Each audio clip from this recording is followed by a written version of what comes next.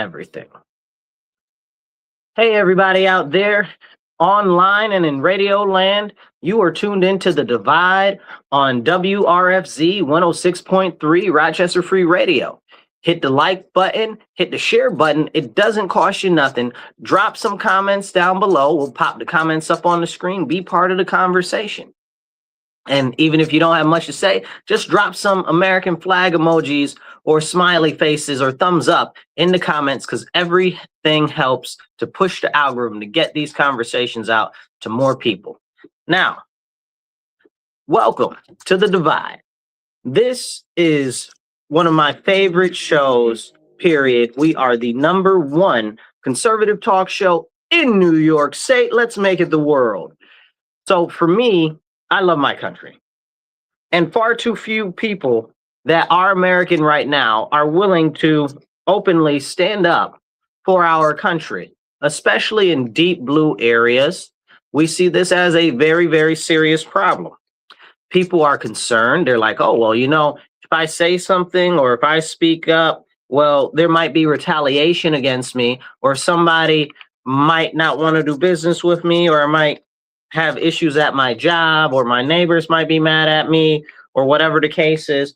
Well, if all of these ideals that are to make up America are gone, are you not going to have a hard time? You think those people aren't going to give you problems? It's a thing where I'm like, I don't understand that logic. If we lose all of what we know to be as American morals and American values, then where are we going to be safe?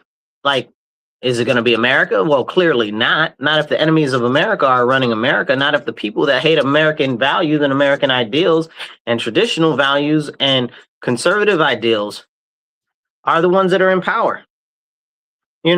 And this is a scary, scary thought, because there are so many people that are just like, oh, it'll be fine. What'll be fine? What will be fine? This is why I always try to encourage everybody to stand up, to speak up, and to take action. Because if not you, then who? If not now, then when? It boils down to the simple fact that if we're not willing to stand up for our country, inside our country, nobody from outside is coming to save America. Nobody's going to come out the sky and come save America. Nobody's going to come out the ground to save America. It is up to us as Americans to fight for our nation internally and to stand up and to speak up. We see these people that are inside our own country, that have American citizenship, that were born in America, that have been here for generations, that hate our nation. And what they're doing right now is they're pushing ideologies that are corrosive to the maintenance of our nation. They're pushing things like socialism and communism and globalism and feminism and alphabetism and all of the isms. It's a serious, serious issue. And we have to start asking ourselves, well, if this is what's going on, why are they even here? Well, they're here pushing these ideologies because they want to deteriorate our nation. They say it right out loud. They say all of the things out loud that they don't like our country. They want to destroy our government. They want to tear America down so that they can rebuild it.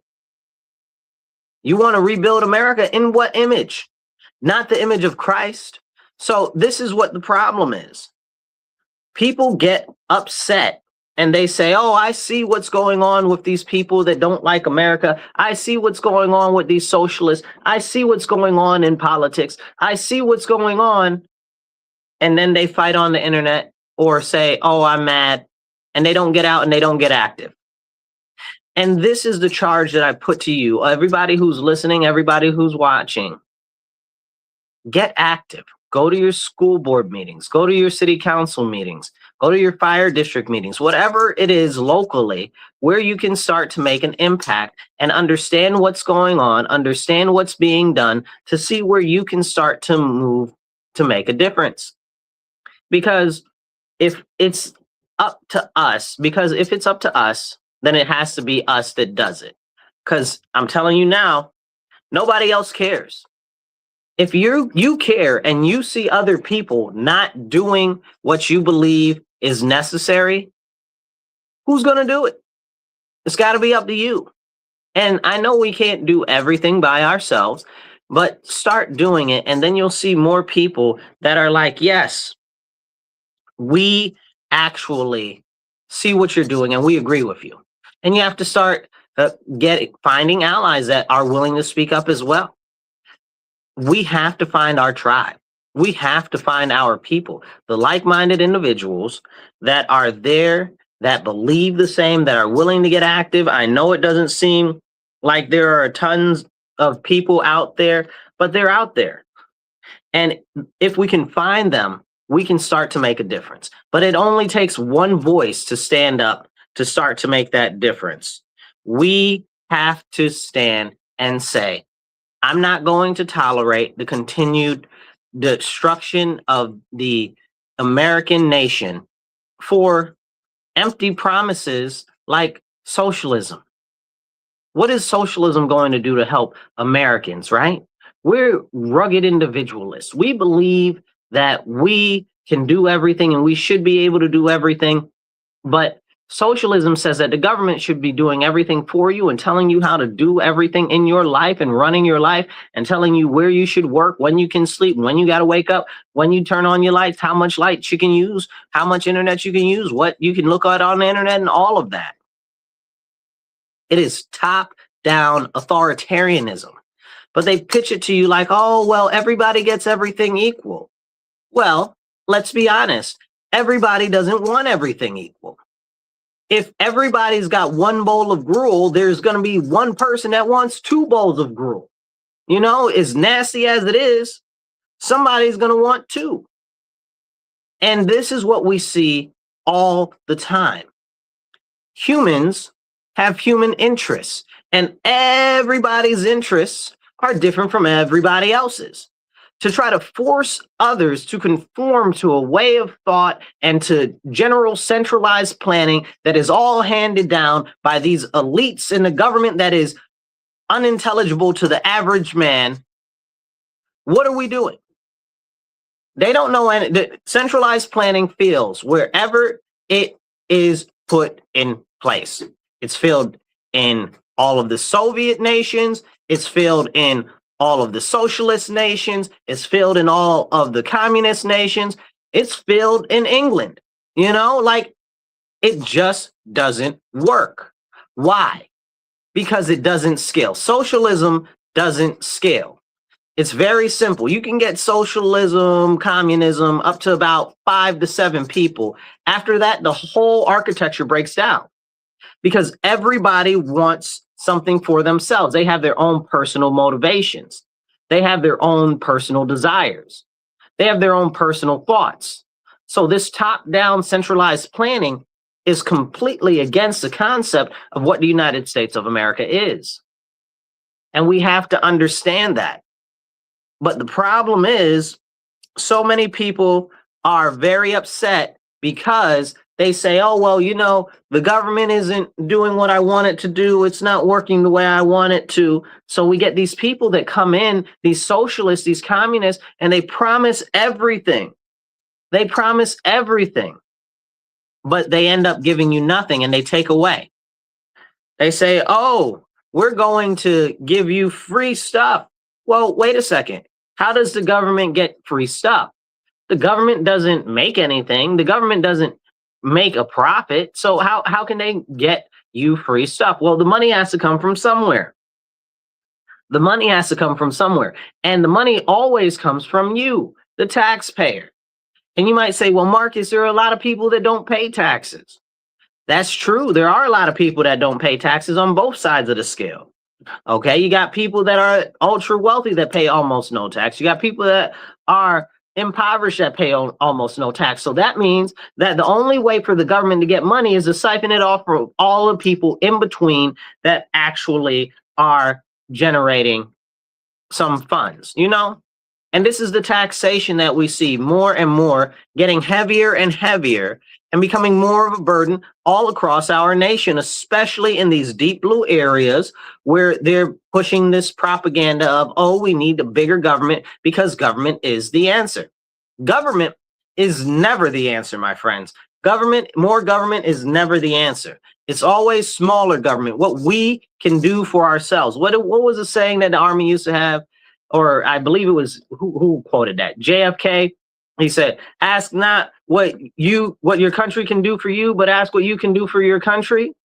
Well, the best thing that you can do for your country is be a rugged individualist, somebody that is independent from the government, that can actually provide for themselves, provide for them family, and doesn't have to be dependent on the government. However, these people that we see in the government right now, especially in blue states, and especially these socialists and the Democrats, are pushing this concept that the government is daddy, the government is mommy, the government is all that you need, and they will provide for all. They will provide you a job, they will provide you a house, they will provide you heat, they will provide you cool, but they won't, because they can't.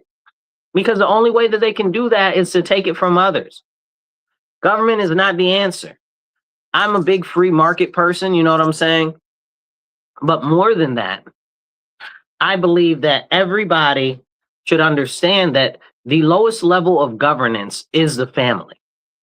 This is why the government has continued to push to break up the family, get the fathers out of the homes, make it so that the schools are just an indoctrination center so that they teach the children that they should rely and that they should do whatever the government says. That's what they want. That's what they want. They want more government because they know the larger that they expand the government, the more dependent that they make you on the government, the more the government can have control over you. And at the end of the day, everything is about power and control. How can they get power and control over you? How can they get power and control over how you think? Power and control over how you live? How can they constrain everything about your daily life so that you can see nothing but daddy government, so that the government is God? Because at the end of the day, that's what these Democrats and these people that are calling themselves communists and socialists, all of them want to replace God. That's what it is. They'll say, oh, no, it's this, it's that, no, it's not. Don't let them lie. Don't let them play in your face. All of these are things that are based on shifting morals or moral relativity or moral superialism, which has no stance on anything tangible. They don't believe in God. They don't believe in the Bible. They don't have anything that won't just shift with the spirit of the times, the Zeitgeist. They don't have any of that. That's why we see the continued deterioration of all of these things bit by bit. They say, oh, well, there's nothing, it's a slippery slope fallacy. What do you mean? Have you ever been on a slippery slope? If you go on a slippery slope, you're going to bust your behind and you're going to go all the way down. Every single time, that's exactly what happens. Look at all of the nations that have been socialist, okay? You got the Soviet Union, right? Big socialist nation, big socialist nation. They even managed to pull off communism, right? So the difference between socialism is the ideology, the form of economics and political governance is communism. The whole issue of socialism is to usher in communism. If you do the studies, if you study Lenin and Marx, you'll learn this. But a lot of people, they pump these ideologies and they have no clue about any of the origin or any of the history to do with any of it. And it's problematic because people are so gung-ho, yay, I'm a socialist because I hate the government. You ain't got to tell me twice. I don't like the government either. I think the tea is spoiled and we should have been poured the tea out a long time ago. But it doesn't mean that I believe in socialism. Like, you've lost your rabbit mind. We are a republic. We are a constitutional republic. The United States of America is a constitutional republic. We have a Bill of Rights. We are set up so that the federal government does not have endless power and that it is limited, and the state's powers are supposed to be limited too. But we see more laws every year that empower the federal government. We see more laws every year that empower the state government. And every bit of power that they increase in themselves is them taking away power from you. Don't let them do it. Don't let them do it. This is what we see going on and on and on, and it must be stopped. I encourage you guys, hit the like button, hit the share button. It doesn't cost you nothing. As you comment, as your comments are coming in, I'm going to do my best to pop them up on the screen. So please drop some comments, even if it's just an American flag emoji or a thumbs up. All of that helps a lot to get us out to be seen more, and definitely hit the follow button and hit the subscribe button, okay? Let's jump back into it. As we talk about these concepts of further encroaching government power, we also have to look at it through policy. Let's see, what are policies right now that people want? Large conversation is social welfare, right? The government should do everything, right? Well, let's see, when was these type of programs most functional? When were these types of programs most functional? Well, I'm a big fan of the SNAP program, because if you guys don't know about the SNAP program, at the end of the day, somebody's eating, right? Like, it doesn't matter even if they sell the food stamps, somebody's eating. But that's a Republican thing. Did you know that? Did you know that the Republicans actually put SNAP forward? Like, that's where it comes from. That's why it's also in the agricultural bill, because it's about actually making sure that our farmers can be more stable as well. But at the end of the day, with that, somebody's always eating. Then we always have all of these other issues with Medicaid and stuff like that, where we can't even have the assure that the right people are on it because the federal government has the state managing it. Well, maybe if the state's managing it, maybe the state should pay for it, right? Like, maybe the state should pay for it. Maybe this is the problem. We're pushing too much stuff on the federal level, and we're spreading all the tax money on the federal level too thin onto these states, and then the states are just massively mismanaging all of the funds. And this has been the history. This is why we see all of this fraud now. And you say, oh, well, Marcus, there's so much fraud going on as far as government funds. Yeah, of course, because the government funds are so plentiful. Why are the government funds so plentiful? And I'll give you the best example that I can give you, which is from a department that I'm very fond of, which is the Department of War. Department of War sucks. There's so much waste and fraud in the Department of War. It's ridiculous. And they've never passed an audit in forever. So Pete Hegseth over the weekend, I watched him give a speech. He was speaking to Turning Point at CLS, a Chapter Leadership Summit. And he said that he's going to have the military actually not only have be beholden to the budget, but they're actually going to pass an audit. I said, dude, I said, from your lips to God's ears, because I would love to see that. As far as I know, the military has never passed an audit. You know, well, not the military itself, but the Department of War. So this will be very interesting. He said, and we're going to account for all of the money too. I said, you're going to account for all of the money, dude? I said, Lord willing, Lord willing, that would be an amazing thing. But it's not just the Department of Defense, right? When you start to look into certain individualized programs, like I was mentioning Medicaid, dude, the fraud and waste and abuse that's in there is crazy. It's crazy. You know that they couldn't even really negotiate the prices with Medicaid, and that they've been trying to get that in the government for years so that they can actually negotiate prices, because they're a bulk buyer, right? Like, Medicaid pays a lot of medical bills, so they should be able to negotiate lower prices. But Congress for years has dragged their feet on a bill that would allow them to actually negotiate for prices. Why is that? Does Congress hate Americans? Are they so inept that they don't understand that that's something very important, that fiscal spending and it being able to be actually kind of legitimate spending instead of all of this balloon spending is important to us as citizens? No, because it's not their money. So they just spend your money willy-nilly, throw it here, throw it there, no checks, no balances. And then who ends up suffering? We do. Because what happens? The debt balloons, and then they need more money, which means that they have to increase taxes. And I don't know about you, I'm not a big fan of taxes. They tax you when you go to the store, you buy a drink, they got to tax you on your drink. You got sales tax, you got property tax, you got death tax, you got inheritance tax, you got tax, you got capital gains tax, you got all of the taxes, more and more and more, and it's coming out of your pocket. And where does it go? To the government. And where does the government spend it? Nobody knows. This is what the problem is. Here, drink water, stay hydrated. Drop some comments below. I'll pop your comments up on the screen. Be part of the conversation. You're tuned into The Divide with Marcus C. Williams. I'm here on your ear having the conversations that you need to hear. We are on WRFZ, Rochester Free Radio, LP, and we're here from 2:30 to 4 p.m.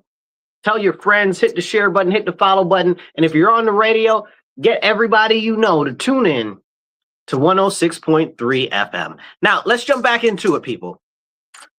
Over the weekend, we had Lindsey Graham die, magically.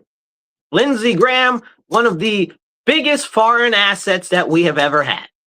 And then I turn on the TV today, and everybody's all, oh, Lindsey Graham was the greatest person in the whole wide universe. What are you talking about? What are you talking about? He was the biggest foreign asset that we have. You understand what I'm saying? All he did was ever advocate for more war, advocate for more money to be sent abroad, advocate for these people that are supposed to be our allies but are draining our coffers and blowing other people up. That actually works against the benefit of the United States of America. And all of a sudden, he's the bestest guy in the whole world when before everybody hated him. Like, stop playing in my face. And maybe they all love him because all he does is siphon away our tax money, like we were talking about. But I mean, hey, you know, he's passed all magically suddenly. And now everybody wants to be like, oh, he was such a great guy. He was not a great guy. Like, what are we talking about? Like, you know, they say, oh, well, you don't want to talk ill of the dead. No, man, I don't know why this is not a conversation. All dude did was work against the interests of the American people. And people were like, oh, well, he served in the military for 30 years in the Air Corps or whatever it was. I don't remember whether it was the Air National Guard or the Air Force. Don't quote me on that. But he did this, he did that. What did he do? I've seen him continually work for foreign countries, not in our benefit. Him advocate for foreign countries on the floor of the United States Congress. I don't think that it's appropriate for any of our senators, for any of our House of Representatives, congressmen, to be talking for no foreign country. I don't think that they should be getting any money from any companies or nonprofits that are pushing any agenda for any foreign country, any foreign industry, any foreign business, any foreigners, period. Point blank. Like, it's crazy to me that they're out there like, oh, yes, you know, and even the president said this, and it was wild to me. He said, oh, yes, Ukraine and Israel lost a very strong ally today, this, that, and the third. Ukraine, Israel, I thought he was a senator from Carolina. We're like, what are we doing? Who is he really working for? Ukraine and Israel are not the United States of America. Ukraine don't even like us. You understand what I'm saying? Like, this is full fact, which we don't associate countries with their people, but I'm talking about the government of Ukraine, like specifically Zelensky and his little tin pot dictator self that has gotten rid of elections in his own nation, that is nothing more than a tyrant, that has been killing his own people, that has been force conscripting his own people, that in the beginning of the war used his own people as human shields, okay, to prevent Kyiv from getting bombed. So he wouldn't let any of the people out of the country. And then as young men were trying to escape the country, the military was shooting them in the back. Can we talk about that? Huh? No, we can't talk about that. That's when they kicked the news reporters out of Ukraine. That's what happened over there. Like, you're like, oh, well, it happened. It happened. And that's why we didn't have any more news reporters there. Like, you guys don't understand, man. These other foreign interests and stuff like that, it's not good for the American people. It is no good for the American people. We shouldn't be sending our funding, our money, our tax dollars to any foreign country, especially not to protect or help them from nobody. They are not our vassal state. They are not part of the United States of America. I don't want to help England. I don't want to help Australia. I don't want to help Botswana. I don't want to help none of them. What they got for us? Are they about to roll up off of some minerals for us? You understand what I'm saying? Are they about to roll up off some money for us? Why are we defending them? You want us to defend you? Where's your protection money? Like, what are we doing? All of that. Somebody said all of them people, all of that. Like, it's all the same. It's all about globalism. You're talking, I'm gonna pop the comments up if you guys can see it. So all of it is globalism, right? It's a deterioration of the United States of America as our own sovereign nation, as an individual nation. It's all about globalism. And the more that they can drain our resources to get it to go to other countries, the less that is for our people. We have homeless people on the street. We have children that need money for education. We have parents that are struggling to make ends meet. We've got all types of issues. I was reading a report the other day from the Feed America people. Okay. They're like, yes, 2 out of 5 children go to bed hungry. What do you mean 2 out of 5 children go to bed hungry when we got all this money for all these other countries? Stop it. Stop it. Stop playing in my face. All it is the purpose of taking America's money from our taxpayers and pushing it abroad to other foreign interests and to other corporations which do not benefit the American people. Full stop. And we as Americans need to recognize that. We need to understand that. And all of these people that are in Congress, all of these people that are in Senate, if they're not about to do what's right by us, we need to cut them off. They need to be removed. Okay? They need to be removed. They need to be challenged. They need to be primary. They need to get out. Ask yourself right now, the one most important thing that we need right now is voter ID to protect our elections. Explain to me why the Democrats and the Republicans are not doing enough to make it happen. What do they say? Oh, it's an 80-20 issue. Democrats really want voter ID too, you know? So why isn't it being done? Blacks want voter ID. Whites want voter ID. Puerto Ricans want voter ID. Like, what is going on? Mexican Americans want voter ID. What is going on? Why is it not being done? If they're not willing to stand up and to serve our best interests as a nation, but they got all the audacity to send our money abroad, they need to be out. They need to be out. Drop your comments, share this video, share it out with your friends, your family, your enemies, share it in some groups, share it in some emails. But get this message out there. Drink water, stay hydrated.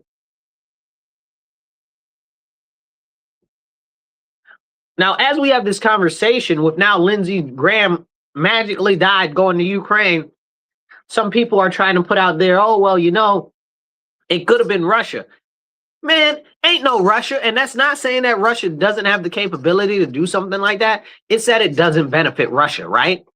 Like, who does it benefit if Lindsey Graham dies after going to Ukraine? I can almost guarantee you I know what happened over there.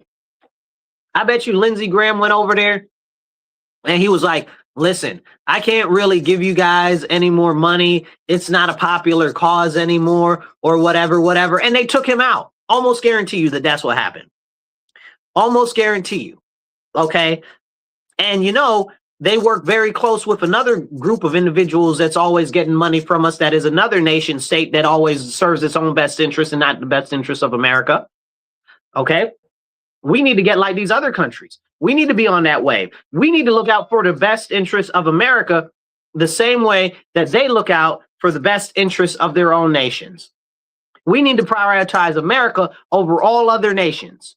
Okay? Friend, foe, ally, bro. It don't matter. They got to go. There's only one priority, and that priority needs to be the United States of America, our sovereignty, our people, and that's it. That's it. NATO's another problem, right? So NATO's over there popping all this smack, right? At the last NATO conference just about a week ago, okay? And they're like, oh, well, you know, the U.S. is mean with the different trade sanctions and the different stuff. Y'all are dickheads. Excuse my language. Y'all were really nasty, really mean. We asked for your help with Iran and securing the strait. Nobody wanted to help. And y'all out here got your hand out, look, hat in hand. You understand what I'm saying? Okay, it's a problem. They're mad because, oh, well, we got sanctions on them and they're not happy about the sanctions. Not sanctions, but the tariffs. We got tariffs on them and they're not happy about the tariffs because they got to pay more money because America's working on restoring America. Well, excuse us for actually prioritizing America for a change. We've been too worried about the rest of the world that we've forgotten about our own country. And that's a whole problem. The only people that we should be worried about is America. Okay? If somebody else wants to get on the wave of helping America, supporting America, standing with America, they need to bring something to the pot. Okay? Like you can't, they are not invested in the progress of our nation, right? And when they do things, they do things for their own self-enrichment. NATO's mad. I don't care about a NATO. Italy's mad. Let them be mad. England's mad. Let them be mad. They got their own problems going on, and they want to drag us into their nonsense. But when we need their assistance, they don't even want to let us use their bases. Make it make sense. And I'm not a big fan of what's going on in Iran for a number of reasons, but I also am kind of a fan because I would do as much as I can to hurt China, because China is the real enemy, and hurting Iran really jacks up China bad. So, and Iran doesn't like us, so that's another bonus. Bonus. But we have these conversations, and we look at what's going on with Iran, and we say, well, why are we still over there? I don't want to be over there. I don't want to be over there at all, right? Like if at all possible, I'd prefer that we're not over there at all. But we're over there now. Why are we still over there? Well, because we have an ally that decided every time we're about to get a negotiation closed with these people that they want to blow up everybody that we negotiate with. This is our ally, blowing up everybody that we're negotiating with. Okay? Ask yourself, why is that? Right? And people say, oh, well, it's for their own benefit. It's for their own benefit. And they should be able to do that. Yeah, it's for their own benefit. What about our benefit? What about our benefit? I don't live in their country. I live here in America. What about the benefit of America? Okay? Supposed to be our ally, blowing up everybody that we negotiating with. We done been there 6 months longer than we needed to be because they blow up everybody every time we about to negotiate with somebody. They were just about to blow up Iran's people the other day, except the U.S. had to back channel. Go look this up because it's some BS. The U.S. had to back channel with Iran, okay, to warn Iran that they was about to have their people blown up by our ally, okay, to interfere in us having conversations about actually ending this situation. But you can't even talk about them doing against what is in the best interest of America because they're all about self. Self. They're all about self. And that's their problem. They don't care about America. They don't care about American citizens. It's about what can they get? What can they use to empower themselves? That's why they're over there in Lebanon right now. Leave Lebanon alone. You're like, oh, well, it's about Hezbollah. No, it's not. It's about you trying to take as much territory as you can. Like, stop playing in my face. At least be honest and earnest. Like, this is a problem. And whenever you talk about it, oh, you're anti this. Oh, you're anti that. How about I don't care. Just don't bring us as Americans into your BS. Oh, you took it. Oh, you want it. Oh, you killed it. So you get to keep it. Cool. I am a whole man. I get that. That makes sense to me. You kill it. You keep it. Good. Bam. Just don't try to involve us in protecting your stuff that you've taken through your decision to use warfare. And then say, oh, well, we need to help you. No, stop it. You got your own agenda. Take care of your own agenda. Leave us out of your nonsense. But this is what we see continuously. The disproportionate self-righteousness of our so-called allies for their own personal gain against America. Against America, right? Like, they don't care. We're over here negotiating with Iran to get out of there, to get the oil flowing, to get all of the trading going and all of that. And they're blowing up the people that we're having negotiations with. And people are like, oh, well, the Iranians, they're not good people. They're not. I don't think that they are. Okay, but if you're blowing up the people that we're having negotiations with, clearly we're not going to be able to come to a resolution. Who's stupid? They done blown everybody up. They done blown everybody up from the president down to the district leaders. Who we supposed to negotiate with? The daggone janitor? Like, what are we doing? Make it make sense. This is live, Jamila. So this is real. This is a serious problem. Okay? Because if we have to actually work through back channels to warn Iran that our ally is going to blow their negotiators up. There is a very serious problem with our ally actually going against the best interest of what we are doing. Can somebody make it make sense to me? Like, you gonna tell me you're my friend, but you trying to bang my girl. What are you doing? You gonna tell me you're my friend, but every time I'm coming by, you taking pop shots. You gonna tell me that you're my friend, but you always steady hitting somebody. Like, what are you doing? These are our allies. Like, what the hell? Excuse my language. But I'm very passionate about this, yo. Like, we need the happy Monday to you too. I see you out there. We need to actually understand what's going on, but they don't want you to talk about it, because the second that you start talking about it, they're going to say that you're anti this, you're anti that, you're against this, you're against that. It's wild to me. You know, last week I got accused of being pro-Israel and anti-Israel at the same time. I don't even know. I don't even know anymore. I don't get it. I can't deal. Like, it's ridiculous. It's absolutely ridiculous. Like, I'm only pro one thing, and that's pro Jesus Christ. And the only thing after that I am pro is pro-America. And that's it. Y'all can't, if y'all don't hear me, y'all got to hear me. Come on now. Drink water, stay hydrated. This is the problem. If America's allies are not looking out for our own best interests, who's looking out for our best interests? We're looking out for them. We're looking out for them, but they're not looking out for us. Okay? Why are they not looking out for us? Explain it to me like I'm five. I see you in the comments there. Why are they not looking out for our best interests? Explain it to me. I see you want to talk smack. Explain it to me. Not you, the one with the comment up, the one that's on YouTube talking junk. Explain it to me why our allies are not looking out for our best interests. This is the deal. A friendship has to work both ways, right? Like, it can't always be take. What can you give? You can't be working off of against our best interests. We're supposed to be working together. But you're costing us manpower. You're costing us money. You're costing us munitions. Like, what are we doing? What are we doing here? Like, this is a serious issue. Then we got these. I don't even know, man. I was watching. Let me talk about this for a second, because it's important too. Back to Ukraine, right? We talking about Ukraine. I was watching the news the other day, and this guy finally found the truth. I'm going to find the clip and I'm going to put it up later.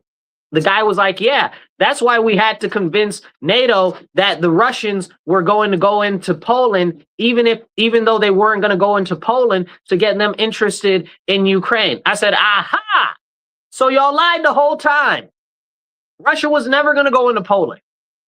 First of all, if you guys aren't familiar with Russia at all, Russia doesn't have enough troops to hold their own land. So they daggone sure don't have enough troops to go into Poland. Okay?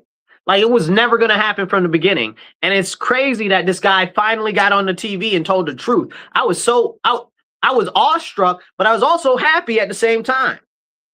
Okay? And that's a very serious issue. They used the concept that Russia might go into another NATO nation to try to pump money into Ukraine, which has always been a corrupt nation, the most corrupt nation in the world, okay? Outside of, I think the only one higher than them is maybe like Zimbabwe or something like that, like some fourth world country in Africa. I can't remember which one. So they tricked us into, and NATO into, trying to shore up against Russia. When Russia, first of all, y'all, Russia might have a big military. They might have a lot of firepower. They might have a lot of nukes, but they can't bust a grape, right? Because all they can do is protect their position. And that's just barely.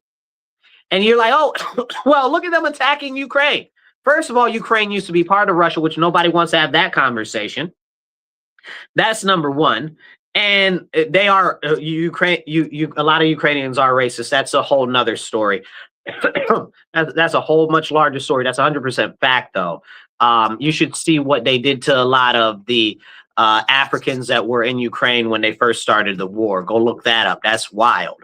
Okay, but if you're interested in that, go look that up. Plus, a lot of them are Nazis. Like, this is actual, true, real history, okay, a lot of the Ukrainians are Nazis, especially in the military. This is and in the military leadership, okay, and nobody wants to talk about that. But that's a whole conversation for another day. Okay, so what happened is these people convinced the people in NATO that we should be funding Ukraine against Russia when it's against our best interest. What the heck has Ukraine got to do with us, right?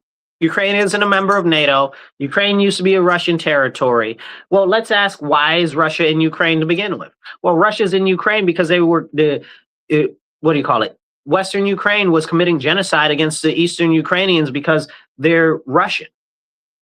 They're ethnically Russian. So they were killing them all up. So people are like, oh, well, the war, it's Russia, it's Russia, it's Russia. That's not how it started. Zaporizhia and Donetsk, however you pronounce it, and the other one is 3 of the territories over there. We're supposed to be independently operating from Kiev, okay? So they were kind of like their own sovereign territories in Ukraine because they're ethnically Russian, okay? And then Western Ukraine started to kill off their people. They were just over there, okay, shooting and killing and murdering and stealing and raping all their women and people. Like, and we can't talk about that. Like, that's how it started. It started because Eastern Ukraine amassed an army of tens of thousands of people, okay, to fight back against Western Ukraine. Like, can we have that conversation? Like, it wasn't Russia to start out with. Most of the troops were not Russian, okay? They called on Russia to come help them because they have ties to Russia ethnically because they were being exterminated. But I don't see anybody out there protesting on the street talking about genocide of the Eastern Ukrainians. Hello? Is this thing on? Let me tap this and make sure somebody can hear me, okay? Like, it's wild. It's wild. Somebody said they're forever marrying Americans for citizenship. We'll talk about that in a second, because I got another thing to talk about that in a second. But this is what the problem is. This is exactly what the problem is. Somebody said, oh, well, it's a proxy war for control of the strait. Well, here's the deal. That's only an additional benefit, right? That's only an additional benefit. Control of the Black Sea, right? Entrance to the Black Sea, Odessa and stuff like that, which if it was up to me, I would have been took Odessa. Odessa would have been one of the first things. So I don't understand Russia's strategy or plan. So when people tell me, oh, Russia wants to take over Ukraine, clearly they don't. Clearly they don't. Clearly they don't want to take over all of Ukraine. And from the beginning, they've said they only want independence for these territories that have been having people massacred by Kiev. And I'm not mad at that. And they're still just fighting just to get those territories. If it was me, I would have took Odessa. I would have took the whole bottom of the area near the sea and all of that. Like, and wouldn't have nobody would have stopped me. Wouldn't have nobody in NATO. Wouldn't have nobody would have stopped me. I would have leveled that whole place. But Russia actually, God bless the fact that it's Putin in there, right? Like, a lot of people are like, Putin is evil. Putin is evil. Maybe, but he's not dumb. He's not dumb at all. And the fact of the matter is that anytime he could have dropped all types of munitions on them and he didn't. You know? And this is part of the problem, right? So you have to ask yourself, well, why?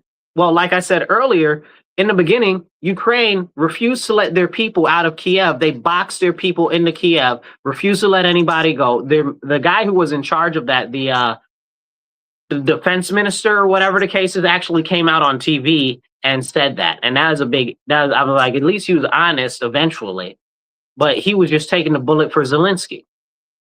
So they blocked up Kiev so that Russia wouldn't blow up the people. Kind of like how the Iranians had people encircle their nuclear power plants and stuff like that, and their energy plants, so that the US wouldn't blow them up. So you're using your own people as a human shield. Isn't that what we go and we say that Hezbollah is wrong for? Isn't that what we go and we say that, what are the people in Gaza? Not the Palestinian Authority, the other ones. Y'all know who I'm talking about. Drop it in the comments. I can't even remember. I don't know. But those people in Gaza, they're like, oh, the terrorists, they're using people as human shields. Yeah, but you're using people as human shields. Ukraine used their people as human shields. Where are the consequences and repercussions of that? How come nobody is talking about that? Somebody said Putin is calculated. He is. Extremely so. Extremely so. And we got to be honest, we need to be thankful that he's in there, because if it was one of these other real ultra hardcore people in Russia, it'd have been a nuclear war by now. He's shown great restraint, and that's beyond me, because if it was me, we'd probably be at nuclear war too. I gotta be honest. I'm not about to play them games. Like, you're not about to be blowing up my stuff and acting all a fool and killing my people and stopping all this stuff. I'd have blown them to smithereens. Like, there wouldn't have been no Ukraine if it was me. You understand what I'm saying? Like, look, I'm 5 seconds from going to blow up Mexico City. These people keep talking this trash, blow up their whole what you call it? What's their capital place called? I forget. Wherever they do business, blow that whole thing up, because they got a lot of mouth right now in Mexico. They act like the U.S. hasn't run down into Mexico City and took over Mexico City. Maybe we shouldn't have gave up Mexico City the last time. Okay? Mexico, y'all got a lot of mouth right now. Then y'all got people coming up here talking about, oh, Mexico this, Mexico that. Why are you not in your country? Go back. You understand what I'm saying? It's so great. Go back. Shoot. Don't get me started. Anyway, back to all this other nonsense. And this is really about the international affairs. And you'll say, well, Marcus, how does that impact us? It's your money. It's your money. It is your money being used in all of these engagements around the world that the U.S. has been suckered into. And I said it. I love my country, but we got suckered into this nonsense talking about we're protecting our friends and our allies. What allies with Ukraine have we ever had? Never. We don't got one treaty with them. What are you talking about? What are you talking about? Biden. Ugh. I put a lot of this on the Biden administration, not him himself, because I don't think he knew the time of day when it was 2 o'clock in the afternoon. So, I mean, here we are with our money in Ukraine that we're never going to get paid back off of. No extra territory from Ukraine. Ukraine is one of the breadbaskets of Europe. They've got so much minerals. Where is ours, right? What do we get out of this? To hurt Russia? Why do I even want to hurt Russia at this point? Russia's the only people that can push back against China. Okay? Let's be very clear. They're like, oh, China and Russia are allies. No, they're not. No, they're not. Like, you can say whatever they want. They can say whatever they want. China claims parts of Russia as their own sovereign territory. Like, stop it. Ain't no way you could be allied with somebody that says that half of your house is theirs. Stop playing in my face. China does what China wants. So all it is it's propaganda. Russia for years has been trying to draw closer to Europe, but Europe has always been trying to push back. And this is since the fall of the Berlin Wall, the fall of the Soviet Union, and them becoming a more of a democracy, or they're kind of a quasi-republic. It's a little weird. I'm not exactly sure what technically their form of government is, something between a republic and a democracy, right? But they've been trying to get involved with the U.S. and NATO for years, talking about, listen, China is a big enemy. China is a big enemy. We got to fight China together. We need to stand up against China. And NATO said, go stuff yourself. When Obama was in office, Putin asked 2 times. He said, hey, let us join NATO. Like, we need to combat China. Like, this is important, And Obama told Putin to go stuff himself. Okay, so there's a lot of stuff that's going on that a lot of people either A, don't know about, or B, don't recall had happened. Drink water, stay hydrated. Yep, China swears that they own everything. So now with China, they're like, oh, everything in the South China Sea is ours, and now we're going to claim more territory in the Pacific. We gotta stop China. China is the biggest threat to the United States of America since forever. I mean, people are like, oh, the Muslims, oh, the socialists, oh, the China. China is doing all of that. Who do you think is helping all of these Muslims and socialists take power in our country? China. It's all China. Like, all roads lead back to China. And we need to understand that Almost all of this is about China. That's why I'm not mad at busting up Iran, because Iran has this whole thing with the Belt and Road Initiative with China, where they're actually working to circumvent the West, right? The Western nations, really the weird nations, Western, rich, industrial, educated, democratic nations, right? And it's a problem for us. Okay, let's be very clear. Like, let's not play, let's not pull punches. Okay, China is our enemy. So whatever is good for them is bad for us.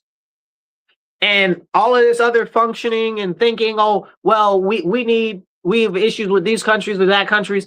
Does it go back to China? That might be why we're getting involved over there. So we need to look at it like that. That's a big conversation.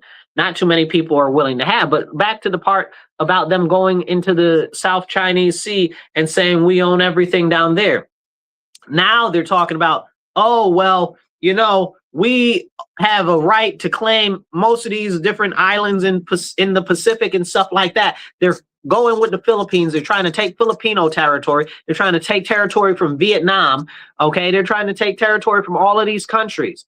Okay, and it's a problem. China is a serious problem, one of the biggest threats we have in the world right now. I say that we rename the South Chinese Sea, okay? We call it the Blue Sea or something. I don't care what we call it. Let's rename it. We about to really put the kibosh on what China's got going on. Let's just rename the South Chinese Sea. Real simple. We're going to start there, and then we're going to come at them for everything else. Because we really need to be cutting down on China, cutting their legs out from underneath them. Look at what they're doing. Look at Jamaica, right? Jamaica's in our hemisphere. Talk to a Jamaican about what China's done in Jamaica. They're taking over Jamaica, okay? They've got their own private toll throughways. They've taken over the throughways. They're only employing Chinese people. Like, they're taking over beaches in Jamaica. Like, it's real. They're taking over airports. Like, it's real. And Jamaica is right here in the hemisphere of the United States of America. We need to kick all of the Chinese out of Cuba, out of Jamaica, out of Nicaragua, out of Mexico, out of all of these other countries, especially Canada, because Canada's dumb self, man, I don't know if it's dumb, corruption, evil, or they've just been so co-opted, but they're letting in Chinese nationals into the military of Canada. Chinese nationals, not even green card holders, what we would consider green card holders. It's a little different in Canada, but not even people that are supposed to be in there legally. Okay? Like, what are we going to do? What are we going to do? This is a serious problem. Somebody said, well, Africa too. Yeah, they're in Africa too. Don't even get me started on that.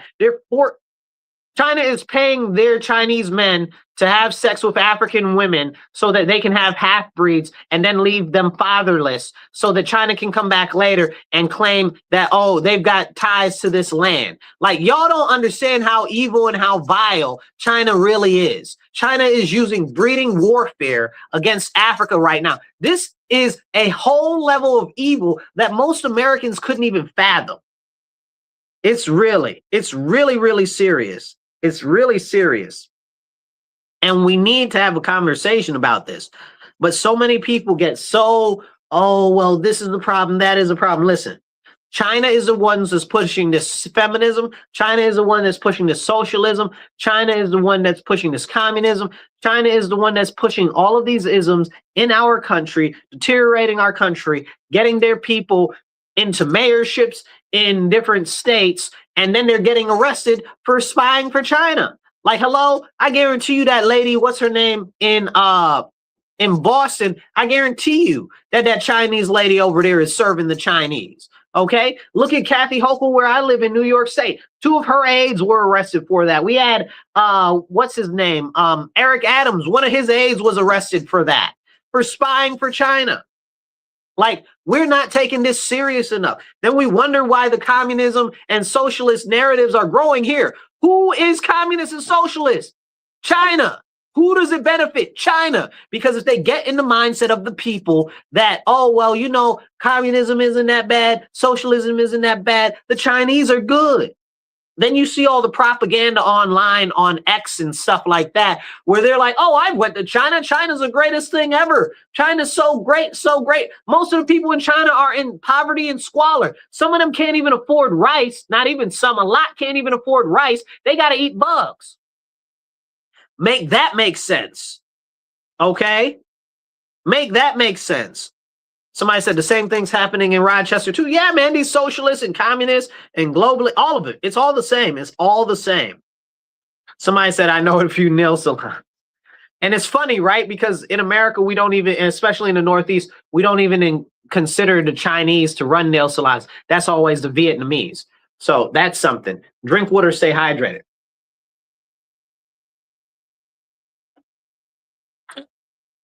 But yeah, we should be considering every Chinese restaurant, every Chinese wig store, a combatant against our country.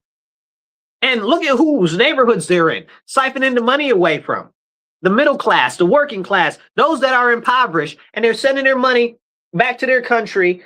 Okay, and they're doing all of this to benefit themselves, to benefit the Chinese agenda, not to benefit America. You know, it's real serious. It's bad. It's bad. I have to know somebody that's a foreigner to actually really deal with them at all. Otherwise, I don't want to do any business with any foreigners hardly at all. Period. Because I know they send their money out of the country, right? Like, it's very simple. It's not about, oh, somebody's from this country or that country. No, it's they take our money, they send it out of the country, and that means that there's less money in circulation in the United States of America. If there's less money in the circulation, that means that there's less ability for our economy to be actually strong. So this is very, very, very important. Okay. So this is what we see happening every day is a ton of American money is getting shipped abroad. Okay. Trump was earlier in his administration this session. He said that he wanted to put, I believe it was 5% charge on any money that was sent abroad. But then the House of Representatives killed that idea. Like, that's wild to me. Who are you serving?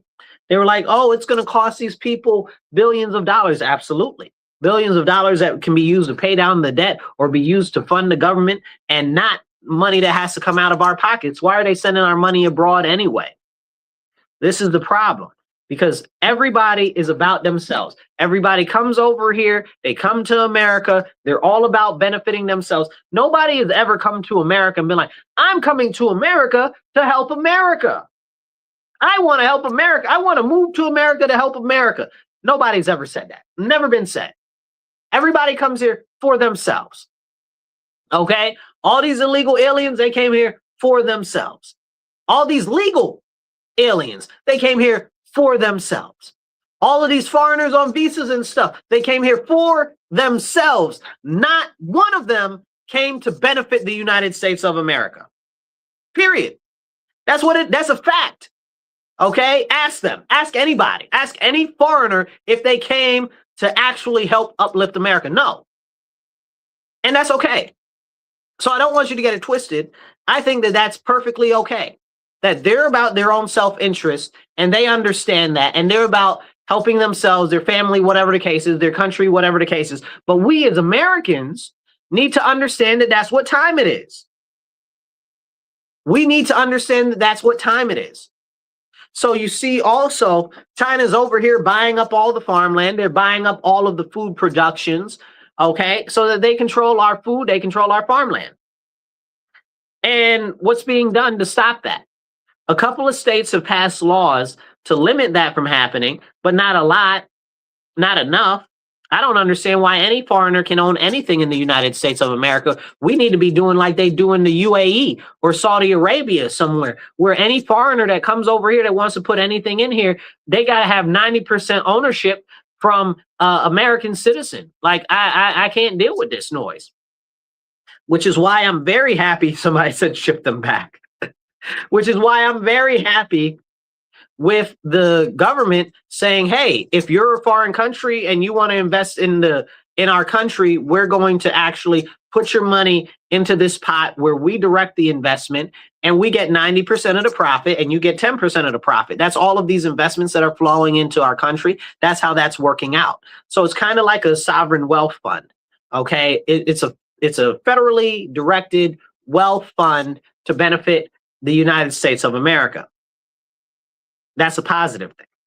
Now, let's hope that we get, I'm hoping and I'm praying that we get a Republican majority after these midterms that knows what time it is to actually keep the investments going, to actually keep the, what would you call it? The focus on rebuilding America actually at the core of everything that they're doing, because we know that we got a lot of Republicans that's not their main priority.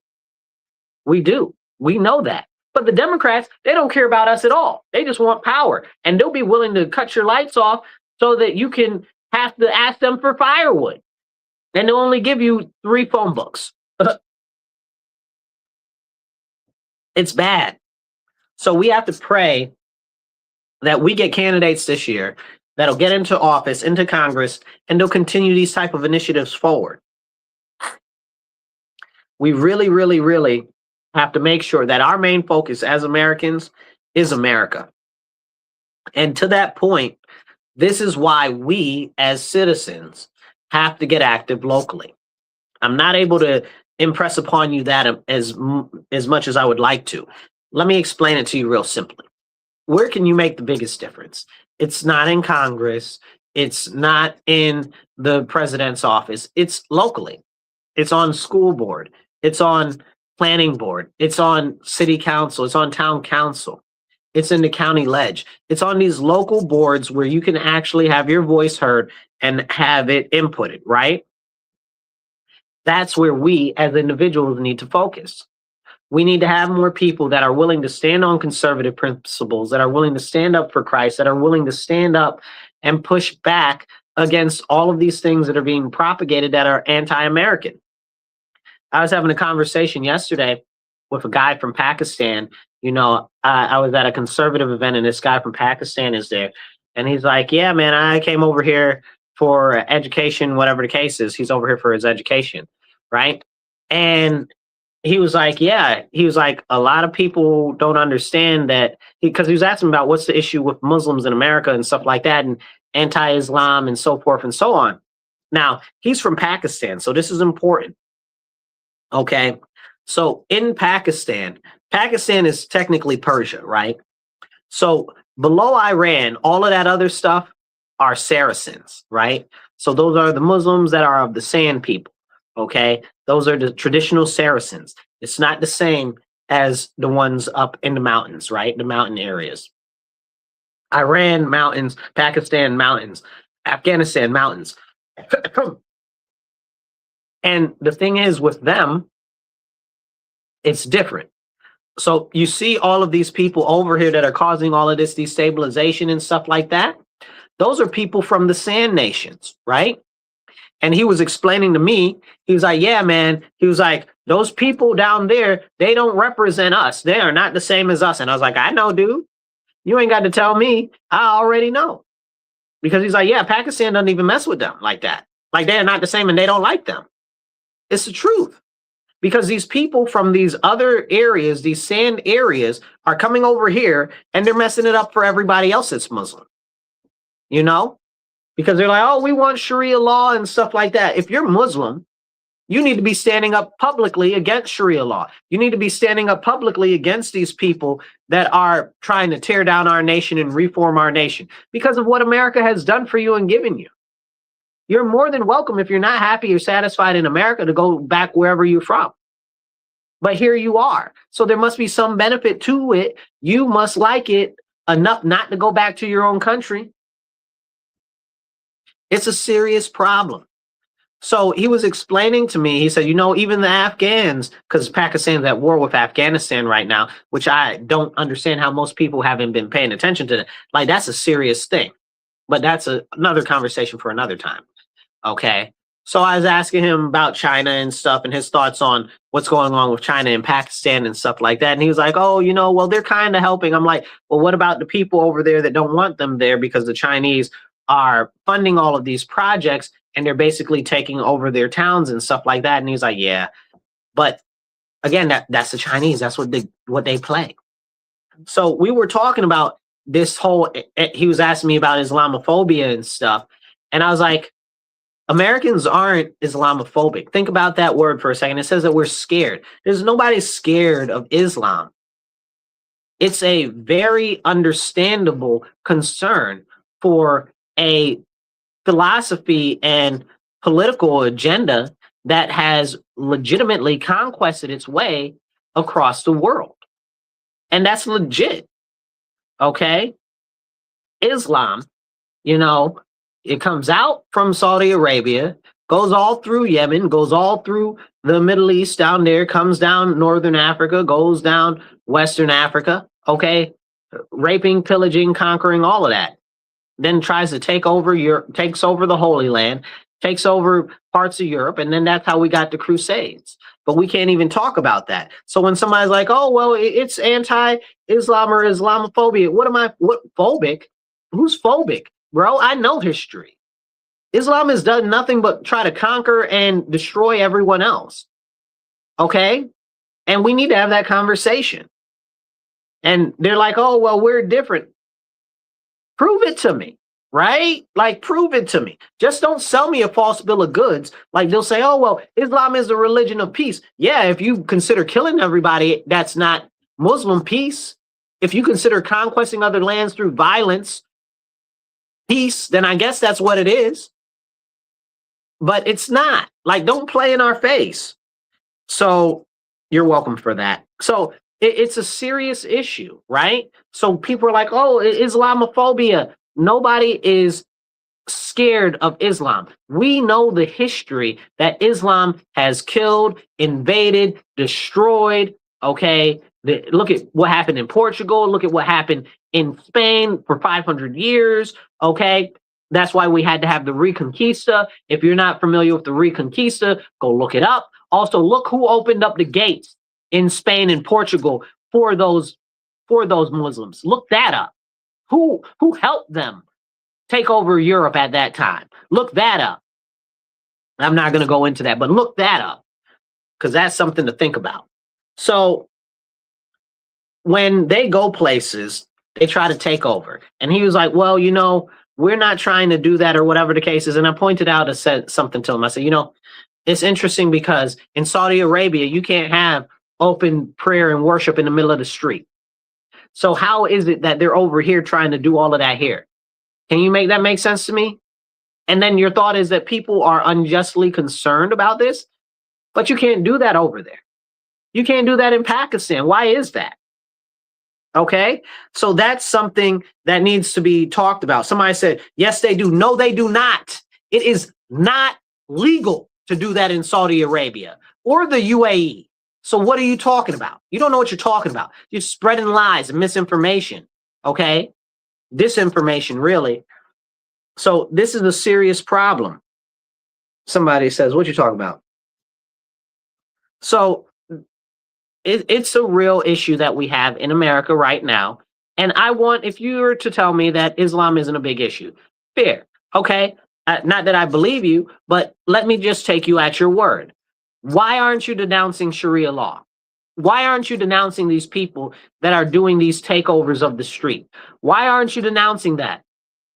Explain it to me like I'm 5. I'll wait. Like, explain to me why you're not denouncing it. If you're not denouncing the behavior, you're supporting the behavior. Okay? You're allowing it to grow.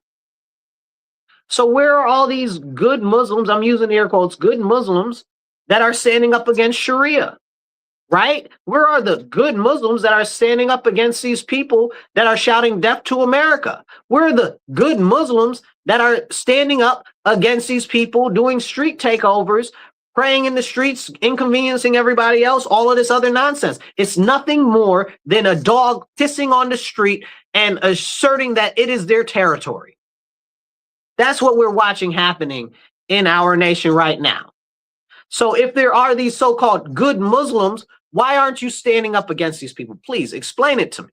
And there are some. I know some. I know some. I know one. I know one that will actually stand up and speak against that.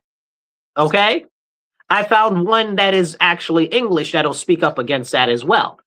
So so that's two people in two different countries on two different continents that I found. Are there more? Because where are they? Where are they? Why are they not speaking up against this? If you won't speak up against it, you're allowing it to happen. Somebody says, Muslims aren't telling us how to live. But the fact of the matter is this. What do you mean they're not telling us how to live? They're saying that we need to accept everything that they do as gospel. And they don't even believe in the gospel. Please, miss me with that. Don't play in my face. Okay? They're not telling us how to live. Oh, yes, they are. I don't know where you live. Okay, you need to go check something out. You're out here talking this nonsense. You don't know what the hell you're talking about. This is the problem. People get up here. They're like, oh, that's not happening. That's not happening. Why is it not happening? Look at what happened to that lady. Where is she from? Ireland? The Irish lady? Maybe it was Scotland. I don't know. The guy that she was with was that Muslim dude, some Muslim dude. Okay, he beat her to death. She's like, oh, it's all great getting a Muslim and this and that and the third. And he beat her to death. Now he's on an international manhunt for him. They're on an international manhunt for him. Come on now. Somebody said people just be talking. They do. They just be talking. They don't know what the hell they're talking about. I was watching online this girl that does this online stuff now. She's like, oh, well, I'm going to go move to Afghanistan because the guy that I was going to marry so he could come to the U.S. can't come here. So I'm going to go and marry him over there. And I'm still going to be doing my TikToks and I'm still going to be doing this and I'm still going to be doing that. Okay. You have no clue. You have no clue what goes on in Afghanistan. Craziness. Drink water, stay hydrated.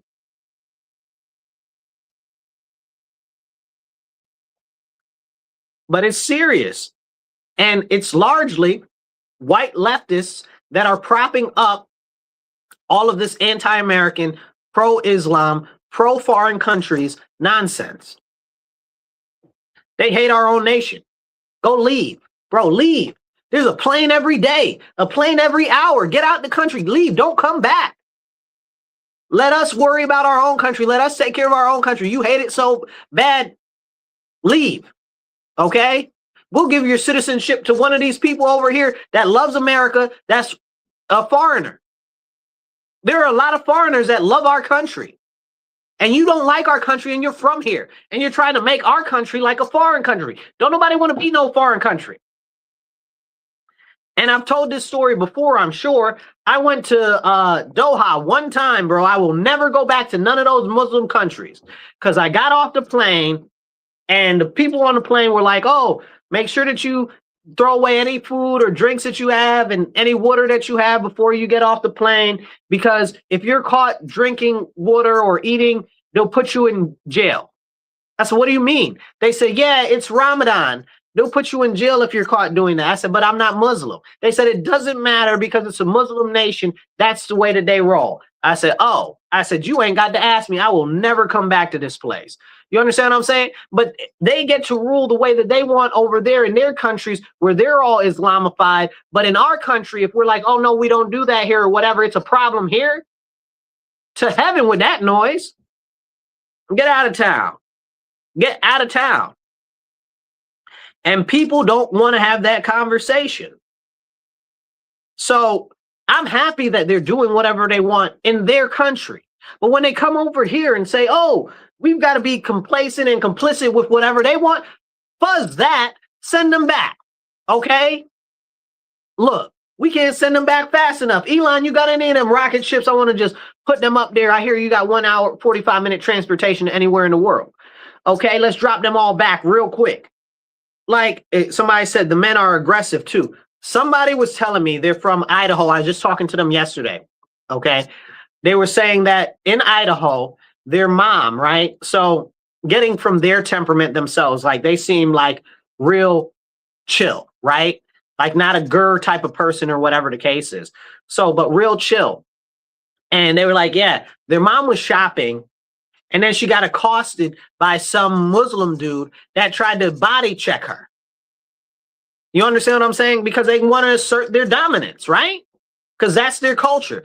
Okay. And when she came back home, she was crying to him and the father and stuff like that. And neither of them were there to do anything or protect him, to protect her. And they were like, you know, it's messed up because she doesn't have any reason to lie about that, you know?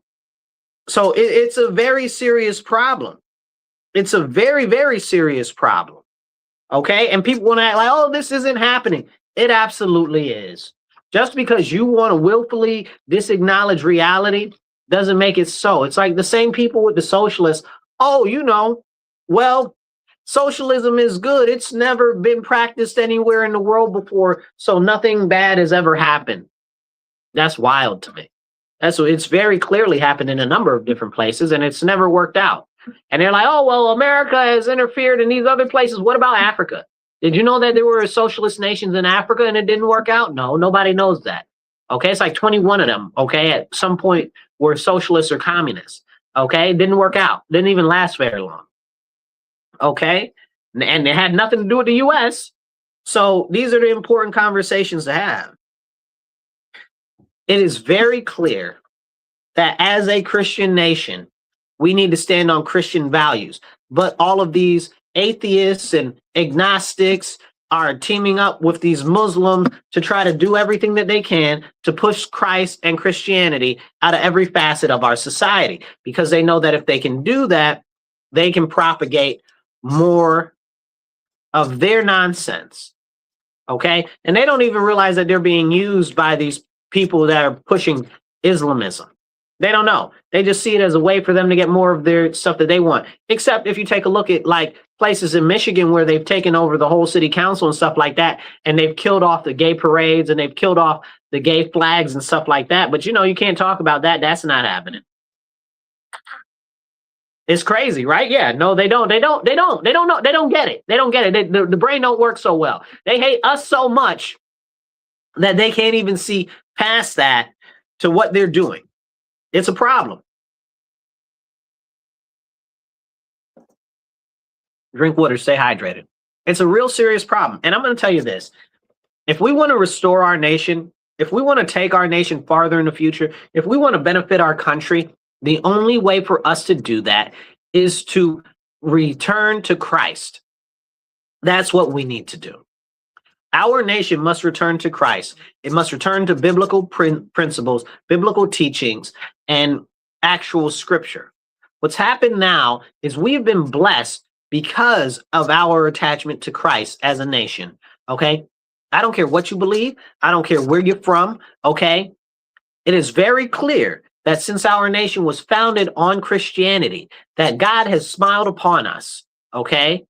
So whether you believe in God or not, our God, the one true triune God, has smiled his favor upon the United States of America and kept us relatively safe and secure, okay, compared to all of these other nations.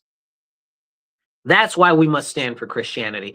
That's why even if you're not Christian, you should be pushing for that restoration of that in our nation, because that's what allows you to have the safety and the security in our nation. It is. And people need to understand this, and they don't. They're like, oh, well, they want to be anti-Christian or whatever the case is because, you know, it pays them well, right?